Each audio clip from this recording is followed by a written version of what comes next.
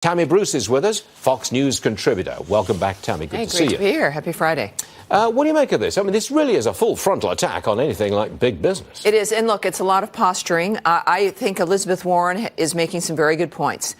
The leverage loans are up to now $1.1 trillion. Hold on a second. I'm going to interrupt you because Senator Warren said that the banks are blowing a hole in the economy. She's worried. Again. Yes, she's seeing the same trend, she argues, that happened in 2007 and 8.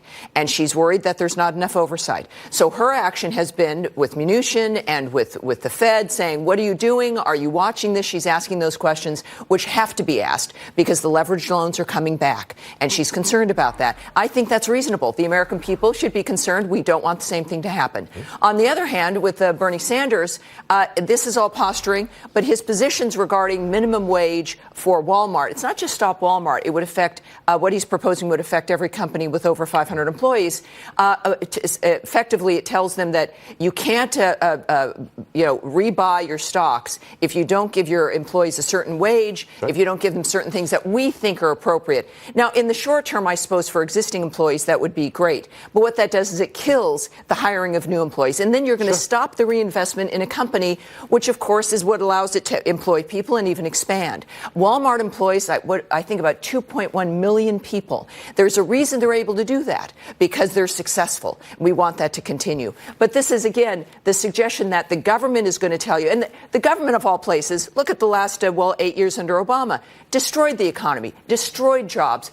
And they're also now, with the Trump economy, people, if you don't like where you're working, you have alternatives. The worker is now the value. And so companies are competing for you.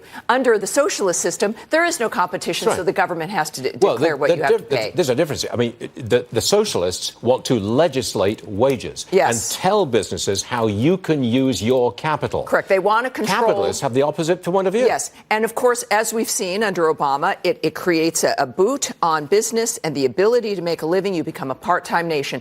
The problem with Alexandria Ocasio-Cortez is the same issue. She's complaining about Amazon getting subsidies, right, from like New York City, and she should complain. But it's the contrary of what she herself has been advocating for. For every job that Amazon will create in New York taxpayers are paying $48,000 for every job. Yeah. And yet in Virginia, the same number of jobs are costing Virginians $22,000 per worker. All of that's still too much. But Ms. Cortez is arguing, though, she campaigned on jobs for everyone, free college, Medicare for everyone. The same dynamic. She doesn't like taxpayer money going in to fund people's lives.